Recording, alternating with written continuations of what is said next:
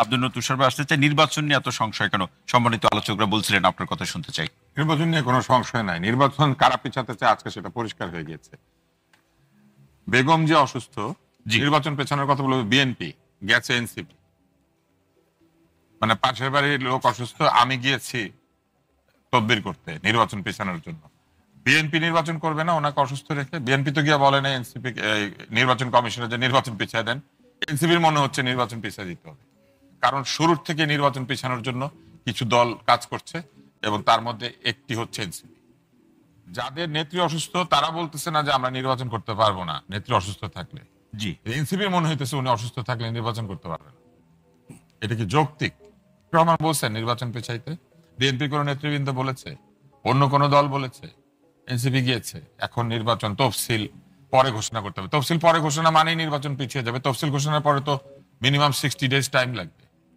না, তারা বলছে যে তফসিলের আগে এই অসুস্থতাকে কেন্দ্র করে যে রাজনৈতিক সংকট আছে সেটা সমাধানের কথা। অসুস্থতাকে কেন্দ্র করে কোন রাজনৈতিক সংকটের বিষয় নাই। এই জন্য এটা তাদের বক্তব্য। তারা কেন বক্তব্য দিবে? আরেক দলের চেয়ারম্যান অসুস্থ, সেই দল বলতেছে না রাজনৈতিক সংকট আছে, তারা বলছে রাজনৈতিক সংকট আছে। আপনি অসুস্থ, আপনার পরিবার বলছে না যে আপনাকে নিয়ে রাজনৈতিক সংকট বা আপনার পরিবারে সংকট তৈরি হয়েছে। আমি দূরে 7 মাস আগে বা 8 মাস আগে আমি এলাকাতে এসেছি, আমি গিয়ে বলছি যে ভাই এলাকাতে সংকট তৈরি হয়েছে, উনি অসুস্থ। আবার এই আলোচনাটা আছে, তুষার ভাই শুনতে চাই, এনসিপি যে বক্তব্য দিয়েছে এটা কি শুধু এনসিপির বক্তব্য নাকি পিছনে আর কেউ আছে? পিছনেরটা আমি জানি, আমি সামনে যেটা দেখতে পাই সেটা দেখতে পাই। পিছনের খবরটা আপনারা নেবেন, আপনারা সাংবাদিক।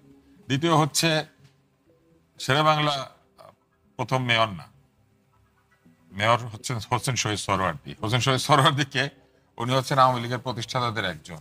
হোসেন শহীদ সোহরাওয়ার্দী, মৌলানা ভাসানী, এরা আওয়ামী লীগ প্রতিষ্ঠা করেছিলেন। ফলে এখন যে আওয়ামী লীগকে গালিগালাজ করা হচ্ছে, কিন্তু আবার দেখবেন যে ভাসানীকে আলাদা করে রাখে। তো যে জন্ম দিলে এই দল, তাহলে তার দোষ হবে না? হবে। এই ফ্লড যুক্তিগুলো হচ্ছে খুব অসুবিধা। ডিক্লারেশন ইন্ডিপেন্ডেন্স ড্রাফট করেছে জ্যাকব সাহেব, ওইখানে লিখেছে। শেরেবাংলা ভাই বলছি, শেরেবাংলা কলকাতার প্রথম মেয়র কিন্তু মনে হয়। তাই নাকি?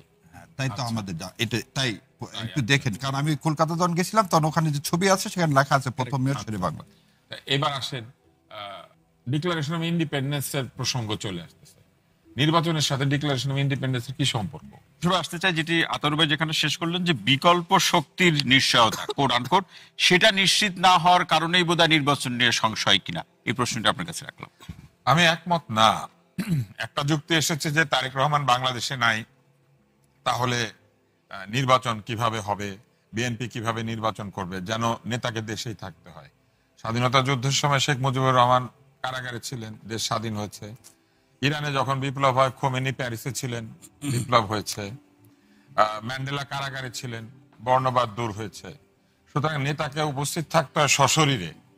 এটা নিম্নমানের নেতা হলে হয়, যে নেতা ইন্সপায়ার করতে পারে, যে নেতা মানুষকে উদ্বুদ্ধ করতে পারে, উনি মৃত্যুর পরে উদ্বুদ্ধ করতে পারে। জিয়াউর রহমান, সেটা আপনি একজনের নাম বলবেন, আরেকজন আরেকটা বলতে পারে। জনগণ যদি মনে করে যে এখনো বিপ্লব দেশে চলতেছে, আমি শেষ করে শুনে, এটাই আমি এতক্ষণ এই বিষয়টাই বলার চেষ্টা করছিলাম, যে একজনের কথার মধ্যে আরেকজন কথা না বলে।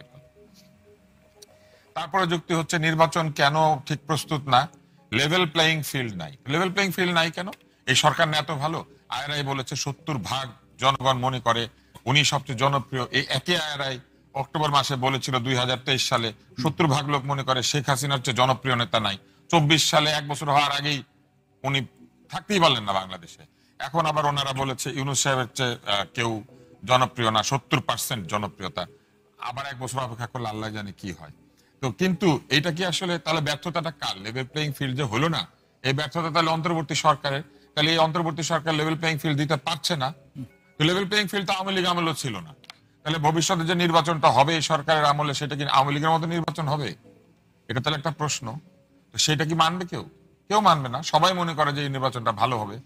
এবার আসেন, বলা হয়েছে যেন তেন নির্বাচন হবে, হলে একটা একনায়কতন্ত্র আসবে। কোত্থেকে আসবে? বাংলাদেশে একনায়কতন্ত্র কায়েম করার মতো দল কোনটা? কে একনায়কতন্ত্র কায়েম করবে? যে দলটাকে ওনারা আকার ইঙ্গিতে বলার চেষ্টা করছেন যে একনায়কতন্ত্র কায়েম করবে, একনায়ক সাহেব তো বাংলাদেশেই নাই। আবার উনি আবার বলে একনায়ক সাহেব চলে আসুক। মানে একদিকে ওই দলটাকে আক্রমণ করে যে একনায়ক সাহেব কেন এখানে নাই, আবার বলে উনি আইসা একনায়ক হয়ে যাক। এগুলো হচ্ছে ফ্যালাসিয়াস যুক্তি। নির্বাচন ব্যবস্থা সবাই নষ্ট করেছে, খালি যারা জিতে নাই তারা নষ্ট করে নাই। আপনারা জিতেন নাই মানে হচ্ছে জনগণ আপনাদেরকে এক্সপেরিমেন্ট করে নাই আপনাদেরকে নিয়ে।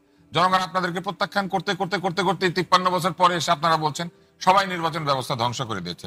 জনগণ নিশ্চয়ই বিকল্প মনে করলে যে কাউকে বিকল্প মনে করতে পারে, তাহলে ভোট হইতে হবে। কিন্তু ভোট ছাড়াই তারা বলে দিচ্ছেন যে বিকল্প এসেছে, বিকল্প হয়ে গিয়েছে। ভোটটা করেন, প্রমাণিত হোক কে বিকল্প। এইবার আসেন, ভোট যে দল বেশি পাবে সেই দল থেকে প্রধানমন্ত্রী হবে। ভোট যে দল বেশি পায় সেই দলের নেতাই কি উপযুক্ত, যোগ্য? দেশের প্রধানমন্ত্রী হবে একটা জোটের মধ্যে থেকে সবচাইতে উপযুক্ত ব্যক্তিটি। এবং একটা জোট নির্বাচিত হবার পরে এমনও হইতে পারে যে ওই জোটের দলের শক্তি কম, কিন্তু যে ব্যক্তি ওই দলের মধ্যে আছেন তিনি অত্যন্ত গুরুত্বপূর্ণ ব্যক্তি। যেমন একসময় আমরা ভারতে দেখেছি জ্যোতি বসুকে প্রধানমন্ত্রী করার জন্য চাপাচাপি হয়েছিল। আমরা দেখেছি ভিপি সিং এর মতো, আইকে গুজরালের মতো একেবারে ছোট রাজনৈতিক দলের প্রধান, কিন্তু কোয়ালিশনে তারা প্রধানমন্ত্রী হয়েছেন। ফলে প্রধানমন্ত্রী হইতে হবে সবচেয়ে যোগ্য লোকটাকে। যে দল বেশি ভোট পেয়েছে সেই দল থেকে আমরা দলের প্রধানমন্ত্রী নিব, এটা বলার কোনো কারণ নাই।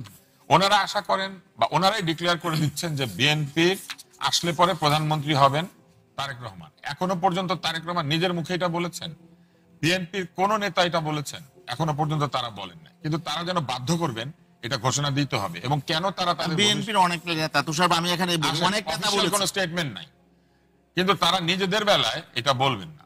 কেন বলবেন না?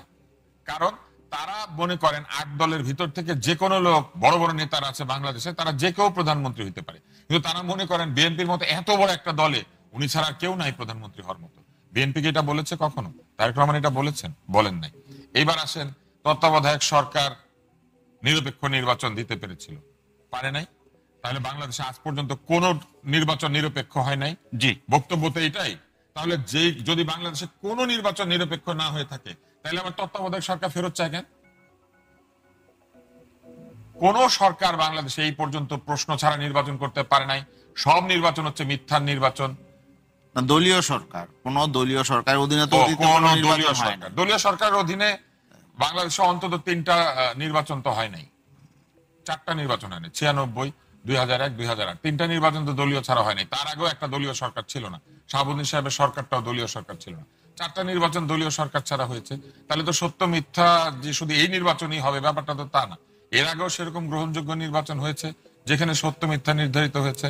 জনগণ কখনো এক দলকে ভোট দিয়েছে অথবা আরেক দলকে। একটু যোগ করে এক সেকেন্ড 96 একটা ভালো নির্বাচনে জামায়াত একা নির্বাচন করেছিল, 3টা সিট পেয়েছিল। আচ্ছা, এইবার আসেন, এই অন্তর্বর্তী সরকার লেভেল প্লেইং ফিল্ড করতে পারে নাই, ব্যুরোক্রেসিকে দলীয়করণ মুক্ত করতে পারে নাই, একটা পরিবেশ তৈরি করতে পারে নাই যেটা দিয়ে একনায়কতন্ত্রকে ঠেকানো যাবে।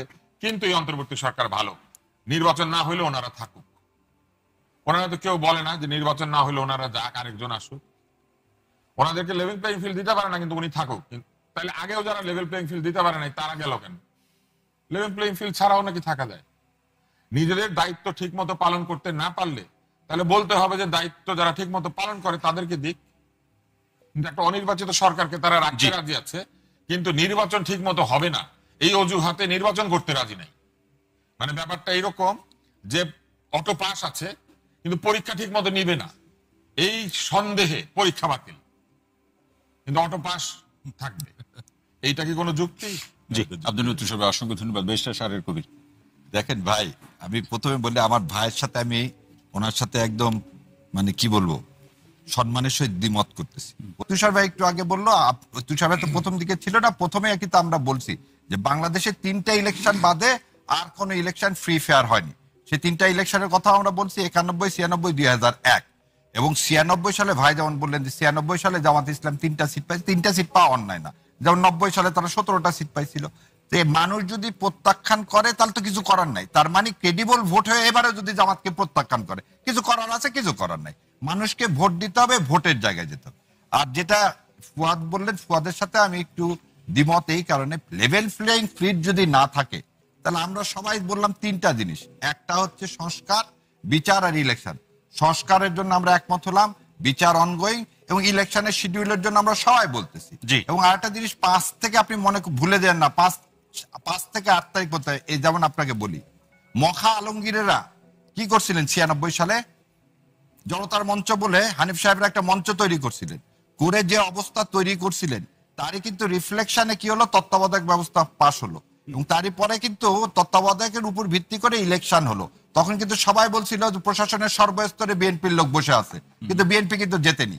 ঠিক একই রকম 90 সালে শাহাবুদ্দিন সাহেব যখন আসছে সবাই বলছে যে প্রশাসনে এরশাদ সাহেবের লোক বসে আছে, কিন্তু সেই সময় কিন্তু সবাই ভাবছিল না আওয়ামী লীগের লোক বেশি, আওয়ামী লীগ কিন্তু এখান থেকে জেতেনি।